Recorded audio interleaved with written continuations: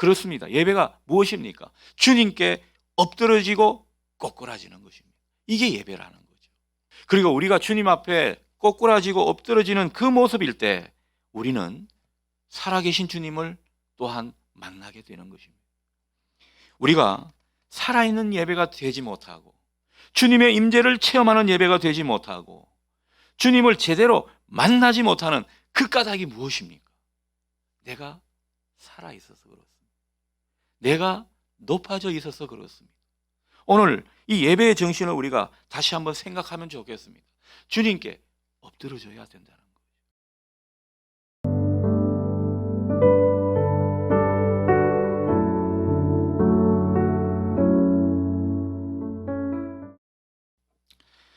거예요. 어린이 주일이죠.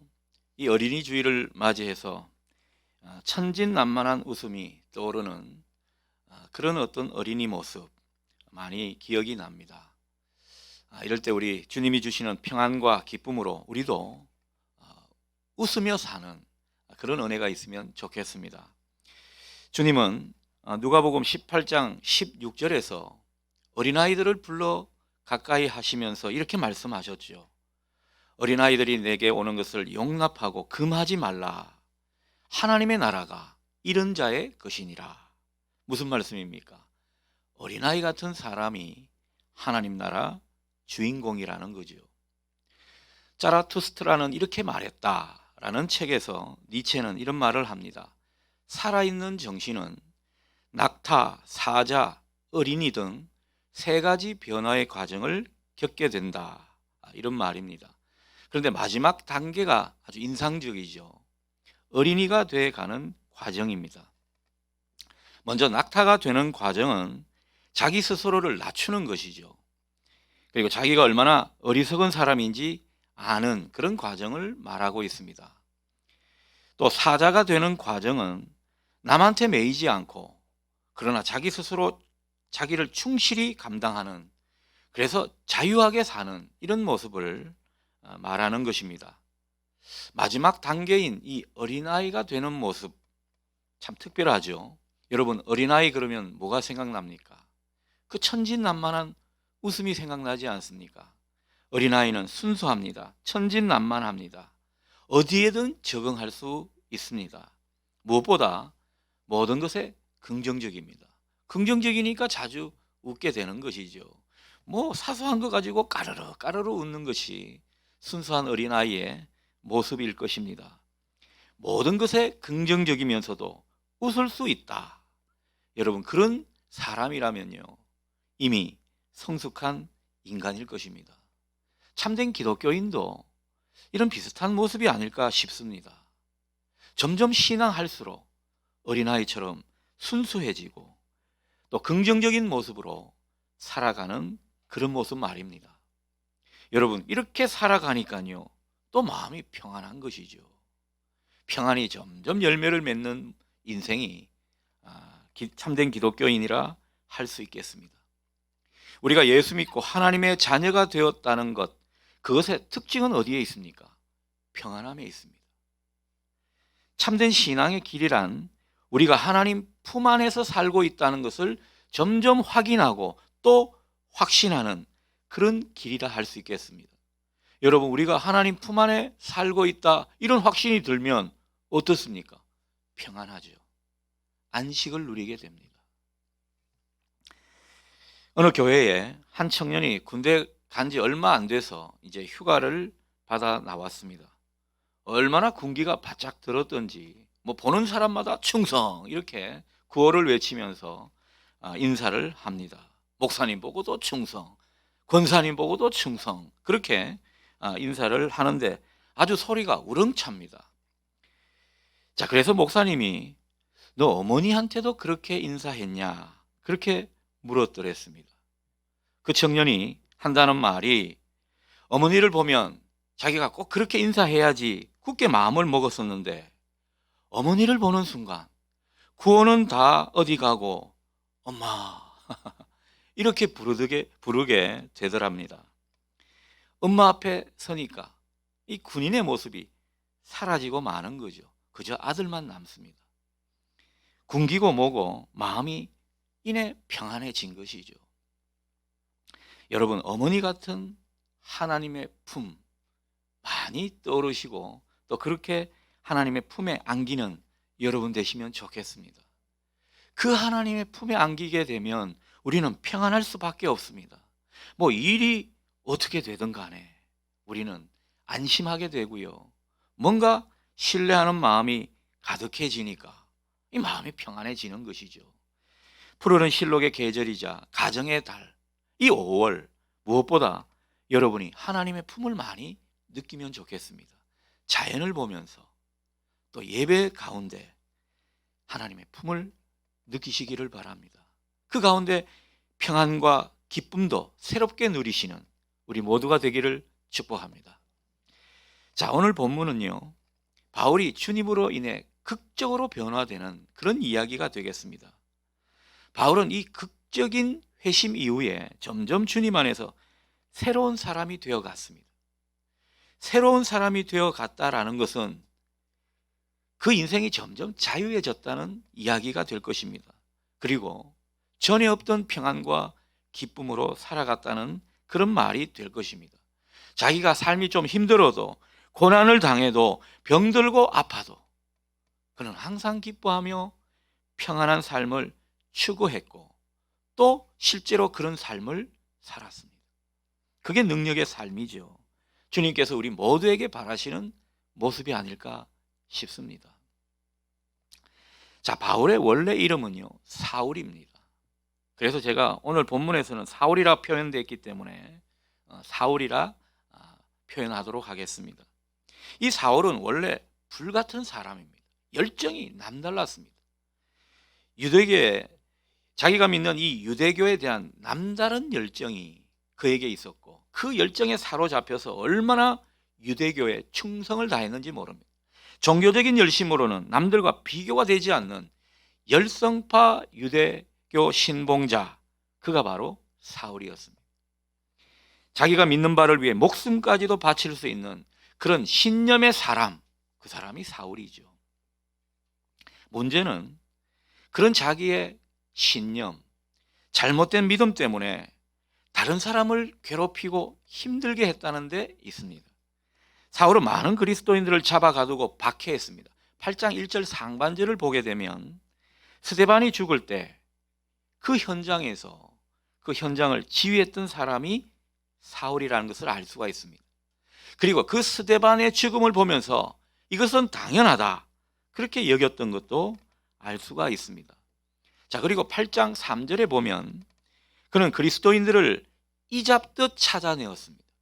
그리고 그 그리스도인들을 잡아 족치면서 다 감옥에 끌고 가는 이런 모습을 보인 것이죠. 왜 그랬습니까? 이 그리스도 잔당들을 잔멸하려고, 교회를 잔멸하려고 이런 못된 짓을 했던 것입니다. 그는 오늘 본문 1절에도 보면 스데반이 죽은 이후에도 전혀 양심의 가책을 느끼지 못합니다. 여전히 위협과 살기가 등등했다. 성경은 그렇게 전해주고 있습니다. 여러분, 사울은요, 하나님을 믿는 사람이었습니다. 하나님을 믿는 사람이고 스스로는 아주 잘 믿는 사람으로 생각을 했습니다. 그는 자기의 열심이 분명 하나님을 위한 것이라고 여겼던 인물입니다. 자, 그러나 보십시오.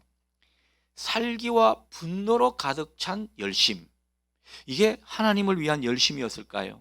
결코 그것이 아니었습니다. 삐뚤어진 종교심이었고 하나님 마음에서 멀어진 아주 그릇된 열정일 뿐이었습니다. 우리도 이것을 보면서 한번 생각해 보면 좋겠습니다. 교회에 와서 열심을 내고 충성하는 그런 모습, 세상 가운데 하나님의 일을 하겠다고 하는 직업 소명으로 나아가는 그런 모습, 그런데 그 모든 모습이 다 선한 게 아닐 수 있다라는 것입니다. 하나님을 위한 열심이 아닐 수 있더라는 거죠. 이걸 우리가 잘 살펴봐야 합니다. 우리가 만일 하나님의 마음에서 멀어진 열심이라면 그것은 하나님을 위한 게 아닙니다. 하나님을 위한 열심, 그것은요, 정말 하나님의 마음과 연결된 상태로 감당하는 모습일 겁니다. 하나님은 하나님의 마음으로 역사하도록 성령님을 통해서 우리를 인도해 가시는 것입니다. 그러니 선한 모습으로 남을 사랑하고 남을 세우고 남을 살리고 남과 평화하도록 그렇게 우리가 일을 한다면 그것은 하나님의 일이죠. 성령님이 그렇게 일하도록 열정을 내게 하시는 것이기 때문입니다. 우리가 선한 일을 한답시고 자꾸 남을 깎아내리고 남을 함부로 그렇게 하는 이런 모습이 되면 안 된다는 거죠. 우리는 다른 사람을 세우고 축복하는 그런 인생으로 부르심을 받은 사람들이라는 겁니다. 이게 하나님의 마음과 연결된 사람의 모습이라는 거죠. 우리가 하나님을 위한 것이다 그렇게 말하면서 우리가 미움과 분노로 또 악한 마음과 거짓으로 그 모든 일을 감당한다면 여러분 이것은 어불성설입니다. 모순이라는 거죠. 앞뒤가 맞지 않는 그런 이야기일 뿐입니다. 그것은 그저 자기 열심일 뿐이고 자기 욕망을 표출한 것일 뿐인 것입니다. 하나님을 위한 것이 아니라는 거죠. 엄밀히 말하면 악한 영에 붙들려서 열심을 낸 것이지 하나님하고는 상관이 없는 것입니다. 그러니 우리가 주의 일을 한다, 하나님 나라 일을 한다, 하나님하고 상관 있는 일을 해야 할 것입니다. 하나님과 무관한 이 악한 영에 붙들려서 그저 우리 욕심대로 우리 마음대로 할 수가 있더라는 것, 이걸 잘 봐야 한다는 것입니다. 내 욕심, 내 이기심, 내 자존심에 붙들려서 하게 되면요 악한 영이 틈타게 됩니다. 악한 영에 사로잡히게 되는 것이죠.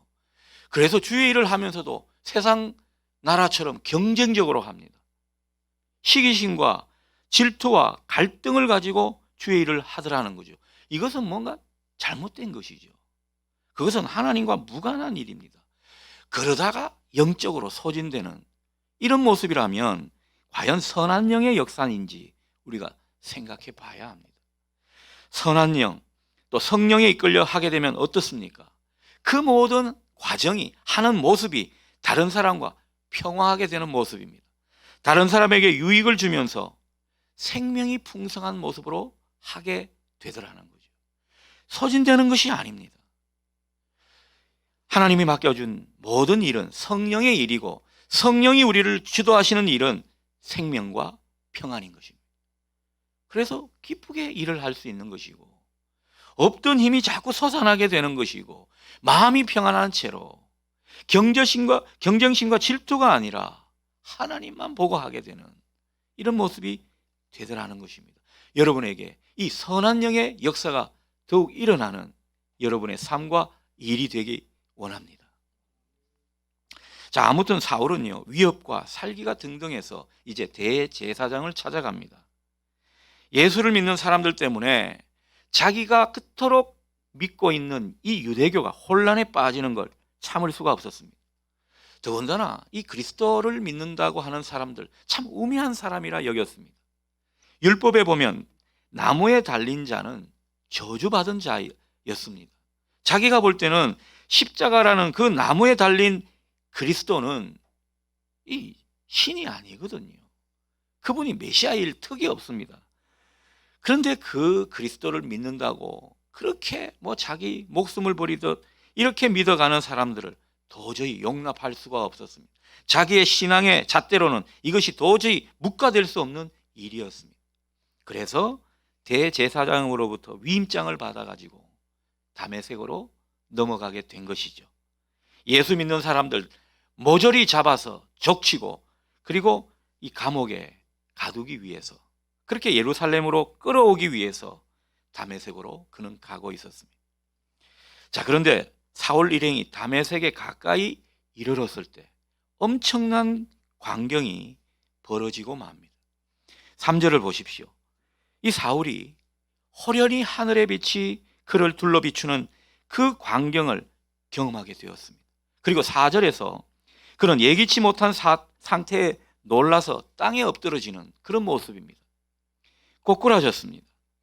순간 공포와 전율이 느껴지는 그런 모습이었습니다. 자, 그 가운데 한 음성이 들려왔죠. 사울아, 사울아, 네가 어찌하여 나를 박해하느냐. 사울이 예수님의 그 압도적인 영광 앞에 엎드러지고 맙니다. 중요한 것은 이 주님께 엎드러지는 이 모습이 바로 예배라는 사실입니다. 여러분, 헬라어로 예배는 프로스키네오 이런 말입니다. 이 말은 무슨 뜻인가? 엎드리다, 바짝 엎드려 경배하다, 항복하다 이런 말입니다. 여러분, 예배를 지칭하는 말이 이런 뜻을 내포하고 있다는 것 참 의미심장하죠. 예배의 정신이 바로 그 말에 다 녹아져 있는 것입니다. 그렇습니다. 예배가 무엇입니까? 주님께 엎드러지고 꼬꾸라지는 것입니다. 이게 예배라는 거죠.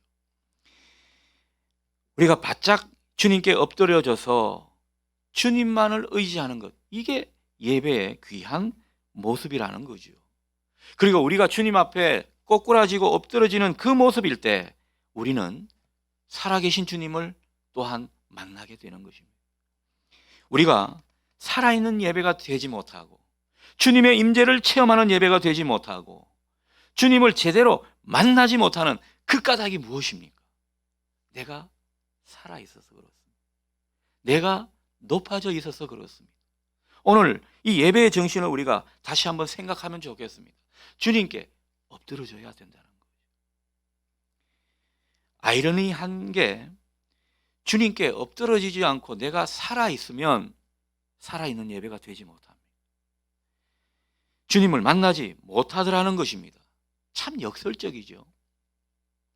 예배는 내가 살아있으면 죽은 예배가 되고 맙니다. 그러나 내가 죽게 되면 비로소 살아있는 예배가 되는 것입니다. 이 하나님 나라 원리를 여러분 깊이 묵상하실 수 있기를 바랍니다. 우리가 죽음의 고비를 넘기거나 인생의 큰 실패를 경험하는 그 모습 가운데 우리가 주님의 은혜를 경험하게 될 때 여러분, 우리는 예배가 달라집니다. 살아있는 예배를 드리게 됩니다. 주님께 꼬꾸라지고 주님께 엎드리는 모습이 되는 것입니다. 우리가 인생의 바닥을 치고 극심한 문제 속에 휩싸이게 될 때 우리는 자아를 죽이게 되며 주님께 바짝 엎드리는 모습이 때로는 하나님께서 강제적으로 그런 모습이 되게 하실 때가 있습니다. 여러분, 그럴 때 깨어있는 사람은요 진짜 주님의 임재를 경험하게 됩니다. 예배 가운데 하나님의 그 은총의 손길이 느껴지고요, 하나님을 떡하니 믿는 신뢰가 생기고요, 성령께서 내 속에서 역사하시는 그 기운을 느끼게 되는 것입니다. 소망이 없다가 희망이 보이고 슬픔 가운데 웃음을 잃어버렸는데 배시시 웃게 되는 이런 은혜가 생기게 되는 것이죠. 주님의 임재를 경험한 모습입니다. 저는 여러분들이 주님의 임재를 경험하는 예배를 드릴 수 있기를 축복합니다. 저는 아직도 기억이 납니다. 제가 실패와 방황 속에서 도저히 어떻게 할 수가 없어서 이제는 주님 뜻대로 살겠습니다, 주님이 가라는 길을 가겠습니다, 그렇게 다짐했던 때가 있습니다. 주님께 항복한 것이죠. 여러분, 그 주의 주일 예배는요 저에게는 부흥이었습니다. 처음부터 끝까지 눈물이 앞을 가렸던 그 기억이 지금도 생생합니다. 얼마나 감격이 밀려오고 얼마나 하나님의 품을 느꼈던지. 여러분, 사업하시는 분 아실 겁니다. 사업은 전쟁터입니다. 얼마나 간담이 서늘해지고 불안에 떨고 안식이 없는지 모릅니다. 그런데 이 하나님의 품을 느끼니까요 전에 몰랐던 안식이 밀려왔습니다. 얼마나 마음이 평안한지. 정말 할렐루야가 그냥 제 심령 속에서 울려 퍼지는 것을 느끼게 되었습니다. 참된 예배를 경험한 것이죠. 여러분, 이 참된 예배를 드리고 나니까요 그 이후에 주님의 도우심이 막 나타나기 시작하는데 문제가 해결되고 또 일이 풀리는 그런 은혜를 하나님의 때에 맞게 조금씩 경험했던 것이 지금도 생생하게 기억이 납니다. 우리가 겸손한 모습으로 주님만 전적으로 의지하는 태도로 주님의 임재를 경험하는 그런 예배가 될 때 주님은 맡겼던 우리 문제를 해결해 주실 줄 믿습니다. 뭐 상황이 다시 풀리는 은혜가 있게 되더라는 거죠. 그리고 설사 문제가 해결되지 않는다 하더라도 평안을 얻게 됩니다. 막연하게나마 주님이 일하시네, 이런 확신이 그 속에 가지게 되는 것입니다. 이런 은혜가 있더라는 것이죠. 자, 문제는 무엇입니까? 하나님께서 때로는요, 우리를 고난과 연단 속으로 밀어넣었는데, 주님께 엎드려야 될 때 바짝 엎드리기를 원하시는 그런 상황인데 여전히 주님께 버티고 있고 주님께 바짝 엎드리지 못하는 사람들이 있더라는 거죠. 엎드려야, 항복해야 주님을 만나고 주님의 역사를 볼 텐데 여전히 자기 생각으로 가득 차 있습니다. 여전히 자기가 어떻게 해보려고 의지를 불태우고 있습니다. 얼마나 안타까운 모습인지 모릅니다. 그러니 우리의 예배가 달라지고 예배가 살아있기 위해서는, 주님께서 힘있게 역사하시는 그런 모습이 이어지기 위해서는 무엇이 필요합니까? 주님께 엎드러지는 모습이 필요합니다. 겸손한 모습, 가난한 심령이 되어야 하는 것이죠. 그래서 팔복에서 첫 번째로 말씀하는 것이 심령이 가난한 자, 그가 하나님을 보게 되고 그가 천국을 얻게 되는 것입니다. 그래서 우리는 때로는 이 예배의 정신을 늘 생각하면서 예배를 드리면 좋겠습니다. 예배는 뭐라고요? 주님께 엎드리는 것입니다. 주님께 항복하는 것입니다. 내 뜻을 접는 것입니다. 주님의 뜻이 살아있고 주님이 나를 다스려 가도록 내 자신을 맡기는 것이 예배라는 것입니다. 내 생각, 내 욕심, 내 자아를 내려놓고 주님께 바짝 엎드리듯 예배 드리시는 여러분 되시면 좋겠습니다. 행여 우리의 예배가 여전히 내 자아가 살아있어서 뭐 예배를 참여했는데 관망하거나 구경꾼이 되도록 하지 마시기를 바랍니다. 우리는요, 구경꾼이 아닙니다. 다른 사람들이 하는 것 보고 관전평을 하는 사람들이 아니라는 거죠. 우리는 예배의 모든 순서 속에 녹아져서 내 마음이 주님께 항복하고 엎드리는 이런 어떤 예배자로 서야 하는 것입니다. 그래서 뭐 참회 기도할 때 그 기도가 내 기도이냐, 주님 제가 그런 인생을 살았고 그런 모습입니다, 그렇게 자기를 낮추는 거죠. 그게 주님께 항복하는 모습 아닙니까? 우리가 이제까지 주님을 제대로 못 만난 까닭이 바로 이것입니다. 예배를 드려준다, 그리고 예배를 드려도 구경꾼으로, 그렇게 하니까 살아있는 예배가 되지 못하는 것입니다. 여러분, 언제까지 주님을 제대로 못 만나고 방황할 것입니까? 예수를 믿은 지 이렇게 오래됐는데 여전히 인생의 풍파가 와도 해결점을 제대로 못 찾는 이런 어리석음을 우리가 언제까지 보일 것입니까? 주님은 살아계셔서 역사하시는 분이십니다. 우리가 진정 주님을 찾고 주님 앞에 겸손히 예배드리면서 주님을 내 마음의 구주로 온전히 모시는 예배가 될 때 우리는 그 예배를 통해 주님의 임재를 경험하게 되고 주님의 사랑을 느끼게 되고 감격을 회복하게 될 줄 믿습니다. 그 가운데 문제가 풀리는 거죠. 그 가운데 내 마음이 확신이 서는 것입니다. 여러분에게 이 예배의 감격과 간정이 있기를 소원합니다. 그리고 그 간정을 주위에 전해질 수 있도록 그렇게 통로 역할을 하시는 우리 모두 되면 좋겠습니다. 자, 주님께서 사울에게 사울아 사울아 네가 어찌하여 나를 박해하느냐 물으셨죠. 사울은 이때 5절에서 보듯 얼떨결에 이렇게 말합니다. 주여 누구십니까? 되묻고 있습니다. 이때 주님은 그에게 말씀합니다. 나는 네가 박해하는 예수다, 그렇게 말씀하십니다. 사실 엄밀히 말하면 바울은 이 예수님을 만난 적이 없습니다. 인간 예수님을 만난 적이 없고 그래서 인간 예수님을 박해한 적이 없습니다. 그런데 예수님은 네가 교회를 박해했지 않느냐, 네가 그리스도인들을 박해했지 않느냐 그렇게 말씀하시지 않고 네가 왜 나를 박해하느냐 라고 말씀하고 있더라는 것입니다. 여러분, 어찌하여 나를 박해하느냐 이 말씀을 하시는 이유가 뭘까요? 여기서 우리가 중요한 것을 깨닫게 됩니다. 예수님이 이렇게 말씀하시는 까닭은 예수님과 교회를 동일시하고 있다는 사실을 우리가 깨닫게 됩니다. 여러분, 교회는요 그리스도의 몸입니다. 주님은 교회의 머리십니다. 한 몸이고 한 본체라고 볼 수가 있겠습니다. 그러므로 그리스도의 몸인 교회가 박해를 당하고 어려움을 당할 때 우리 주님도 함께 박해를 당하는 것이고요, 어려움을 당하는 모습인 것입니다. 여러분, 사람들이 교회를 많이 욕할 때가 있었지 않습니까? 그래서 사실 따지고 보면 교회가 욕먹을 짓과 모습을 보였던 것이 사실입니다. 그러나 이 문제를 우리가 생각해 볼 때 정말 교회를 비판하고 교회를 향하여 욕을 하는 사람들 정말 조심해야 합니다. 왜 그렇습니까? 그것은 주님을 욕하는 것이기 때문입니다. 주님은 지금 교회와 동일시하고 있는 이 모습을 우리에게 가르쳐주고 있습니다. 그래서 우리가 교회를 어지럽히고 교회 안에서 분란거리를 초래하게 되면 그것은 주님 마음을 힘들게 하는 것이고 주님의 몸을 어지럽히는 일이 되는 것입니다. 반대로 우리 중에는요 교회를 지극히 사랑하는 분이 있습니다. 교회 일이라면 열일 제쳐두고 달려오는 분이 있어요. 정말 교회를 아끼고 교회를 위해 충성하는 분이 있습니다. 그 모습은 무슨 모습입니까? 주님께 그만큼 충성하는 모습이고 주님을 지극히 사랑하는 모습입니다. 우리가 이걸 봐야 한다는 거죠. 주님은 그렇게 생각한다는 것입니다.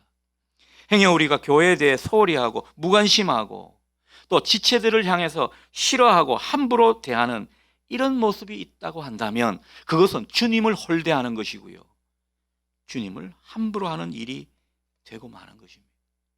그러니 여러분, 우리가 주님을 박해하는 일은 조금이라도 없었는지 한번 되돌려 생각해 보시기를 바랍니다. 이 모든 것이 주님께 한 일이라는 거죠. 한편 성도인 우리가 괴로움을 당할 때가 있습니다.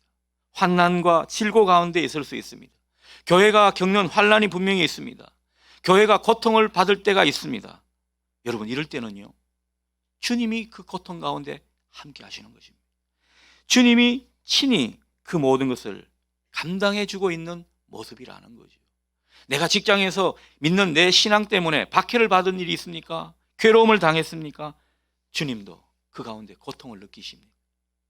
주님이 몸소 우리와 함께 그 고난의 짐, 인생의 짐을 짊어지고 친히 담당해 주고 계시다는 사실 여러분 기억하시기를 바랍니다. 여러분이 겪는 고충과 어려움이 무엇입니까? 정말 남모르게 고통을 느끼면서 내가 하나님의 그 고난 가운데 있다고 생각하는 것이 무엇입니까? 주님이 여러분 곁에 계십니다. 주님도 똑같이 고난을 당하고 계신다는 사실을 여러분 이해하시고 크게 위로를 받으실 수 있기를 바랍니다. 주님이 몸소 우리와 함께 고난을 당하신다면 우리를 긍휼히 여기시는 주님은요 우리를 체휼하시게 되는 것입니다. 동정하신다는 거죠. 얼마나 불쌍히 여겨주시는지 모릅니다. 주님께서 마침내 우리의 짐을 담당해 주시고 우리를 위로해 주시고 마침내 우리 인생을 가볍게 해 주실 줄 믿습니다. 주님은 우리에게 위로자십니다.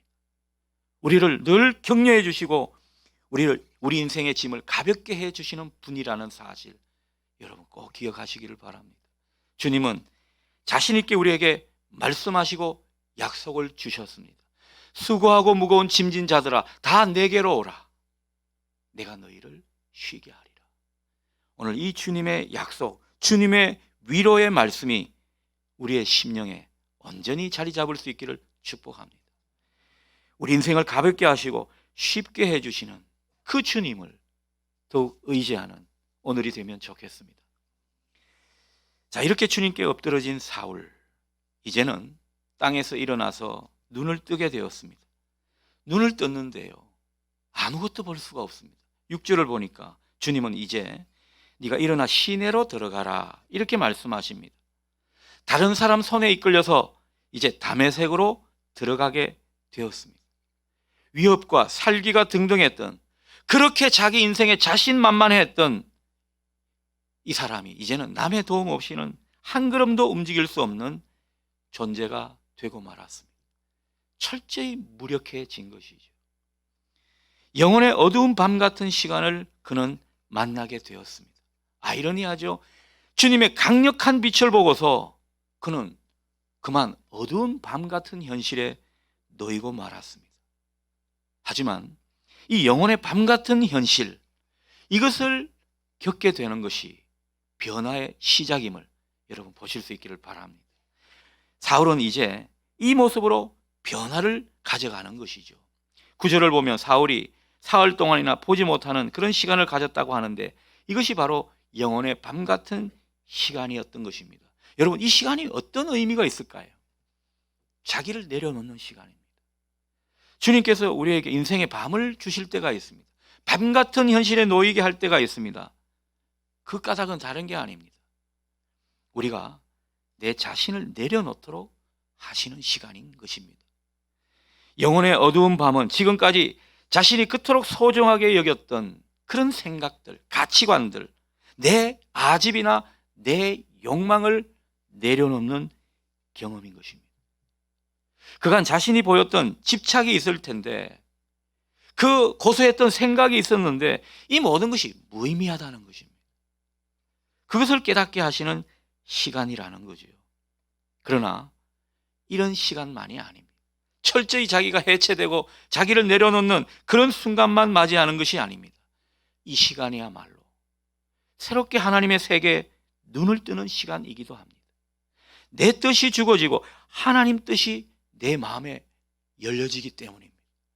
여러분, 내 뜻이 가득하고요, 내 욕망이 가득하고 내 자아가 살아있는 한 주님의 세계를 제대로 우리는 경험할 수가 없습니다. 내 뜻이 죽어져야 하고 그 가운데 하나님의 뜻이 살아나야 내 마음이 하나님의 세계를 보게 되는 것입니다. 비로소 하나님의 세계 속에 사는 은총을 누리게 되는 것이죠. 사울은요, 이 시간을 보내고 있었던 것입니다. 그래서 예전에는 그토록 교만했고 자기가 옳음을 생각해서 다른 사람을 함부로 하고 관계에 위협을 주는 그런 사울이었는데, 이제는 변해서 얼마나 겸손한지 모릅니다. 얼마나 관계를 풍성하게 하고 다른 사람의 유익을 위해서, 공동체의 유익을 위해서 그렇게 살아가는 바울이 되어 가는지 모른다는 것이죠. 여러분, 바울이 보여준 회심의 의미가 바로 이런 것입니다. 여러분, 이런 하나님의 세계를 점점 보면서 경험하면서 그렇게 체험한 바울의 고백이 어떤 건지 아십니까? 갈라디아서 2장 20절의 고백입니다. 내가 그리스도와 함께 십자가에 못 박혔나니 그런즉 이제는 내가 산 것이 아니요 오직 내 안에 그리스도께서 사신 것이라. 여러분, 믿음의 세계에 온전히 들어가서 산다는 것이 어떤 의미입니까? 이전에 내가 자꾸 죽는 것입니다. 내 자아가 점점 죽고 그 대신에 내 안에 주님이 사시는 것이라는 거죠. 여러분, 내 안에 주님이 사시는 모습이 주님과 함께 동행하는 모습임을 보실 수 있기를 바랍니다. 우리가 주님과 함께 동행하는 것을 실감하지 못하는 까닭이 무엇입니까? 내가 살아있어서, 옛 자아가 죽지 못해서 그렇다라는 것입니다. 주님은 이제 이 바울을 통해서 그 안에 주님께서 살고 주님이 그 안에서 존귀하게 여김을 받는 그런 인생으로 인도해 가신 것입니다. 그 가운데 내가 사는 것이 아니라 내 안에 주님이 사시는 그런 삶으로 자꾸 변화돼 간 것이죠. 여러분, 이런 변화의 모습이 어떻게 나타난 것입니까? 바울은 그전에는 어떤 모습이었다고 말씀을 드렸습니까? 잘못된 신념, 잘못된 신앙 가운데 어떻게 하면 다른 사람들을 해치고 잡아 족칠까, 그런 자리로 달려가는 사람이었습니다. 예수 그리스도의 적대자로, 원수로 살아가는 모습이었습니다. 그런데 이제는 어떻게 변했습니까? 하나님 편에 서서 다른 사람의 유익을 도모합니다. 다른 사람에게 사랑을 주는 존재로 거듭났습니다. 나의 길을 추구하고 고집하는 그 모습이 아니라 주님의 길을 자꾸 선택해서 달려가는 그런 모습입니다. 예전에는 자기 고집대로 살았는데, 그래서 주님 마음을 아프게 했던 삶이었는데, 이제는 주님 앞에 엎드러지면서 항복하면서 새로운 삶의 환희와 은총을 누리게 된 그런 인생이 되었다라는 것입니다. 여러분, 이런 변화는요, 더욱더 주님이 함께 하시는 힘으로 나타나게 되는 것이죠. 바울이 걸어갔던 모든 삶 가운데 주님은 동행해 주셨습니다. 바울은 그 주님의 길을 가면서 고난과 질고가 없었던 게 아니었습니다. 그러나 그는 하나님의 품을 느끼게 되었습니다. 주님이 누구보다도 함께 하셨기 때문이죠. 그 가운데 주님의 능력을 공급받았고 하늘의 기쁨과 평안을 선물로 받았습니다. 그러니 항상 기뻐할 수 있었던 것이죠. 그러니 그 속에 평안이 넘쳤던 것입니다. 바울과 같이 주님을 깊이 만나서 내 자신이 산산이 부서지는 그런 체험을 통해 진정한 변화와 회심, 그 가운데 주시는 은총의 세계를 더욱 맛보는 저와 여러분 되실 수 있기를 축복합니다.